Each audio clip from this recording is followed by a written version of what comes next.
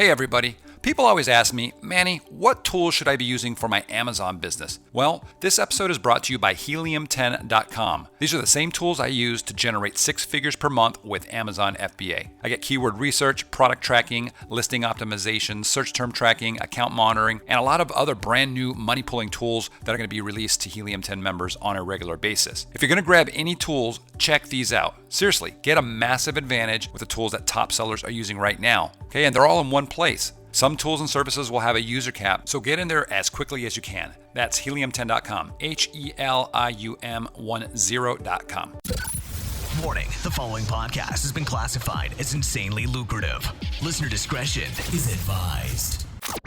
But things are getting a little bit more aggressive. There's more competitors out there, and there's a new theory that works really well. And as soon as I run out of stock on my next product, or I'm going to run close to being out of stock, and I've miscalculated, I'm probably going to do this on a big scale and see what happens. Your attention, please. Listening to the AM/PM podcast may cause recurring revenue streams and unfair advantages over your competitors. Other side effects may include fatter wallets, fired bosses, and longer vacations. Listen at your own risk. Here's your host, 7-figure entrepreneur and online marketing madman, Manny Coates. Manny Coates. Hello, everybody, and welcome to the AM/PM podcast. My name is Manny Coates, and I will be your host, and this is the show where we discuss how to generate recurring revenue streams 24 hours per day during the AM and the PM. Hence the name of the show. Get it? AM/PM podcast. As a matter of fact, it's a beautiful sunny day here in Southern California, and I'm going to be doing my podcast right outside of a pool. I've stepped away just far enough to kind of keep the noise levels down, but while I'm doing this podcast, while I'm by the pool getting a little sun, I am making money. How cool is that? Pretty cool, I think. So I apologize if there's a little bit of noise, but don't worry about it. We're going to have some good information here. And today I want to talk about running out of stock. And running out of stock isn't just a bad thing. It's a terrible thing, right? Because several things happen. First of all, you're not making any money. You're out of stock, right? You're not making any sales. It's not good. Second of all, you've probably spent a lot of time building up your page, your BSR, your ranking, right? You've got sales velocity coming in. So you don't want that to go down. And when you go out of stock, it drops, right? You're no longer selling. So you're going to be dropping. Your BSR goes up technically, right? The number gets higher. You want to be number 1. And now you're going to be number 5,000, number 10,000, number 100,000, right? It keeps going up higher. It's not good. That's what I mean by you're losing it. You're going down. It's technically going up. That makes it more difficult, right? Because Amazon's algorithm helps you rank your product for keywords when you're selling a lot of product. So that's pretty bad. In addition to the BSR, if you're doing really well in a particular subcategory, you might be number 1 or in the top 3 or top 5 of that subcategory, a little niche. So when people go and they're actually not doing a search by typing keywords, they're actually clicking into the product categories and clicking down into subcategories. They might see your product there. And if you're losing rank, you're not going to be in there. So that would be another way of losing sales without having anything to do with keywords.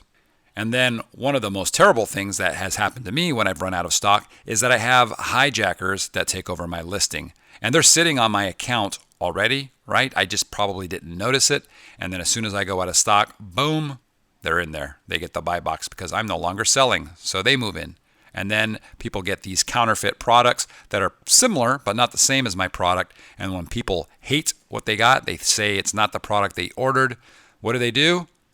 They probably get a refund, but I don't care about that. I didn't send them that product. But they post a negative review, right? The negative review shows up on my product page. I hate that. So many people have to deal with that kind of stuff. It's terrible. So what do you do when you realize you're running out of stock, right? You've got 5 days worth of inventory and you didn't realize this. And you're like, man, my inventory isn't going to be, or the reshipment of inventory, you've got a new shipment coming, isn't going to be here for another 30 days. What do? Well, I used to say, if you go back and listen to some of my older podcasts, and I think the majority of podcasters out there and people that taught any kind of information related to running out of inventory, they were teaching and I was as well, that you should start increasing your price, right? If you start increasing your price point, you're going to get less sales. If you get less sales, you slow down that velocity, and then you don't run out of stock. You can stretch that 5 days maybe into the full 20, 30 days that you need, right? Because if I'm selling 100 units a day and it starts dropping, right? Eventually I might only be selling 5 units a day, and I can really stretch that out. And then as soon as the inventory comes in, the new inventory, bam, I bring the price back down and I'm back in business. Now I've done this. I've actually practiced this in the past, and it's done okay, right? But things are getting a little bit more aggressive. There's more competitors out there. And there's a new theory that works really well, at least according to people that I've talked to. And as soon as I run out of stock on my next product, or I'm going to run close to being out of stock, and I've miscalculated, I'm probably going to do this on a big scale and see what happens. Because you know me, guys, I like testing this stuff out. So here's what you do, okay? Actually, let me back up. I should give credit where credit is due. This information I heard from a chat between Brian Bowman and Brian Burt. I know 2 Brians, right? And they were talking about going out of stock. And the information is pretty interesting, right? The idea is that just before you go out of stock, you start reducing your price point, okay? Reducing. This is the opposite of what I was thinking initially, right? What I was teaching. You reduce it so that you increase velocity of sales, okay? So your sales now are going to start increasing.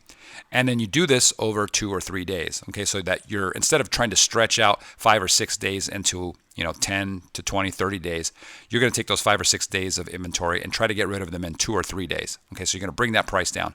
Now, the theory behind this, the genius, I guess you could say, is that Amazon shows your products based off of conversions, right?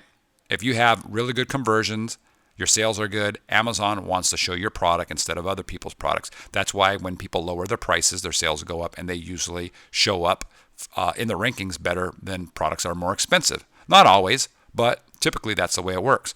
So by reducing the price point, you're going to get a lot more clicks into your product, okay?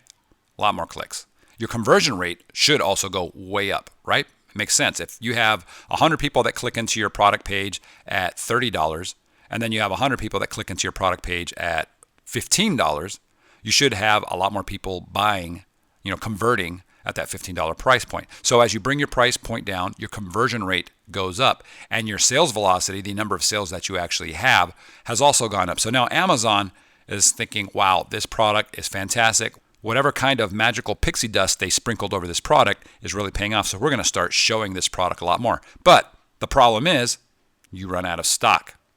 But Amazon has memory, right? That's the theory here. And this has been tested by quite a few people now, people that I talk to, and probably by thousands and thousands of sellers. But the idea here is that Amazon has a certain amount of time where they will remember your sales velocity, your conversion, all that kind of good stuff, right? The good metrics. And then when you come back into stock, even though you've been out of stock for a while, Amazon remembers, and bam, you bounce back very, very quickly. You could be back up to where you were in no time at all. Now, the reason you want to go out very quickly out of stock with that lower price point and those higher conversions is that it's believed that Amazon will remember this, and then when you jump back into stock at regular price, it shoots you way up on the list, or in the rankings actually, to get you back to where you were, and maybe even a little higher than when you were when you went out of stock in the first place. Does that make sense?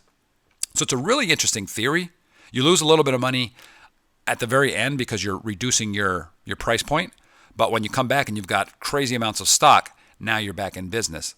Now, one of the things that I've heard is that there's a point of diminishing returns, okay? So if you can get back into stock within a week, like if you're only out of stock for a week, then everything is really good, okay? You can jump back in, no problem. Once you get to about that 30-day point, the 1 month mark of being out of stock, things start to get a little hairy. At that point, you've lost a lot of your, of Amazon's memory. Okay, so you're going to have to start to rebuild again, and it becomes a little bit more difficult. You might have to do some promos. You might have to actually start off dropping your price again, like you did when you first went out of stock, to try to build it back up. So again, I haven't tested this, guys. I wanted to get it out to you. It's been talked about, And I've alluded to it, or I might have even mentioned it in a previous podcast, but I want to do a dedicated one on this because the theory is pretty interesting, right? Wouldn't you agree? And as I always say, you should always be testing. So this is a great test if you're going to be running out of stock. My biggest advice is don't run out of stock. Try to plan things out so that you always have inventory in stock. Now, I get it. Sometimes you might be having a lightning deal, or you'll have just big sales coming out of nowhere, right? This has happened to me before where sales jump up substantially. That happens. And if I have things planned out or scheduled out to where I'm going to have inventory for the next 60 days, and that actually gets shortened down to half that time, then I'm in trouble because typically I'm about 45 days out on all my inventory. So when I do this, if I have to do this, and I'm sure I will at some point, I'm probably going to start back up at the same price point as when I left off. I have a feeling that Amazon will remember that price point, and if I come back in at that same price point, just a hunch, I have a feeling that they'll say, hey, everything's exactly the same as it was, boom, go back up to where it was. I'm also going to probably run for 2 or 3 days some very, very heavy pay-per-click, right? Some sponsored ads to drive a little extra traffic to it, and then I'll cut that out completely and go back to hopefully normal. So that's what I would do. One last thing that you can do, and I haven't done this and I probably won't do this, but I've heard people doing this, is if you want to maintain that buy box, you don't want to lose it, you don't want to be out of stock, what you can do is you can create an FBM listing, fulfilled by a merchant, and you can set the restock date to a date after the date that you're confident that you know the actual product, your restock product, will be back into Amazon, okay? So if you know it's going to be here on the 10th of the month, set it for, let's say, the 17th of the month, something like that. When the product actually arrives, you can then use multi-channel fulfillment to get Amazon to send out your orders. Now, that keeps you with the buy box, and you've seen listings like this, right, where you go and it says, we'll be in stock on whatever date. And you can still buy, but it just won't ship, right, because it's out of stock. The problem with this, the problem that I see with this, is that people are going to get to your page, they're going to want to buy, and then they're going to see this on there, and most people are impatient. If I see this, if I'm looking for this, I'm not going to buy it. I'm not going to add it to my cart and go, you know what, it'll be in stock in 7 days. I'm just going to find an alternative, somebody else that can sell it right now and can ship it to me today so that I can have it tomorrow or the next day, right? So your conversion rate is going to drop if you do that. Sure, you're keeping the buy box, right, which is, I guess, cool, and it might keep hijackers and things off if that's the issue. But in the end, your conversion rate drops, and when you actually do get that stock back into Amazon, because your conversion rate has dropped and your sales numbers have dropped, your BSR, everything has just kind of gone haywire, it's going to be much more difficult, I think, for you to get back to where you were prior to you running out of stock. So that's a second way of doing it. Again, I don't recommend it for those reasons, even though I know a lot of people do it, and I'm sure there's people out there that will disagree with me and say they crush it doing that. And if you are one of those people, contact me on my Facebook group and let me know, because I want to hear your story and find out how you're doing it and what you're doing exactly, because we're always wanting to learn new strategies and see what works. If you're not a member of our Facebook group, please check that out. It's the Amazon FBA High Rollers. Okay, it's a private label secret strategies group. That's what it's called, Amazon FBA High Rollers. So you can do a search for that, or just go to our website at ampmpodcast.com. And from there, on the right-hand side, will be a link to the Facebook group. And just go over there and check it out. We're well over 5,000 people strong in there at the time of this podcast. By the time you get there, it should probably be even higher. That's it, guys. Wanted to keep this one short. Hope you enjoyed. Hope you learned something. Keep crushing it, and I'll talk to you guys next time.